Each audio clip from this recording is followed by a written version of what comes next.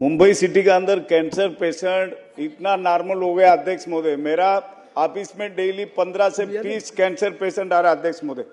अध्यक्ष महोदय, सम्मानीय केंद्रीय मिनिस्टर निर्मला सीतारामन जी कैंसर मेडिसिन के लिए 75% कम किया अध्यक्ष महोदय। अपना महाराष्ट्र का सरकार हीमो हो, रेडिएशन थेरेपी हो, हीमो के लिए पैसा महाराष्ट्र गवर्नमेंट कम करेगा क्या? पहले क्वेश्चन। दूसरा क्वेश्चन, मुंबई सिटी का अंदर KM hospital, Sion hospital, Cooper hospital, कितना बीएमसी रिलेटेड हॉस्पिटल है, उसमें कैंसर पेशेंट के लिए स्पेशल यूनिटी खोल सकता है क्या? Second question.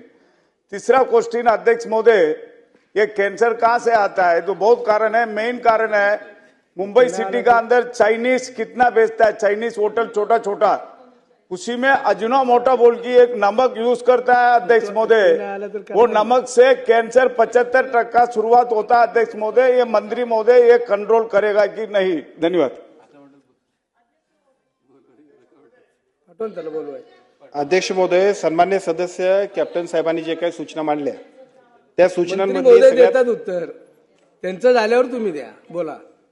त्याच्यामधली सगळ्यात एक महत्त्वाची सूचना होती की मुंबईमध्ये सुद्धा या सगळ्या उपचारासाठी जसं निर्मला सीतारामनजींनी ज्या पद्धतीनं घोषणा केली आणि औषधांच्या मध्ये सुद्धा थोडीशी दरात जी सवलत दिली त्या पद्धतीने आपण करतोय काय? मी मगाशी सुद्धा जे सांगितलं ते परत रिपीट करतो की महात्मा फुले जीवनदायी योजना असेल, आयुष्यमान भारत योजना असेल, याच्यामध्ये आपण मोफतच देतोय आणि या मोफत योजनेचा फायदा सगळ्या लोकांना आपण करतोय। त्यामुळे या सगळ्या योजनेकडे लोकांना घेऊन गेलं की निश्चितपणे त्याचा फायदा होईल।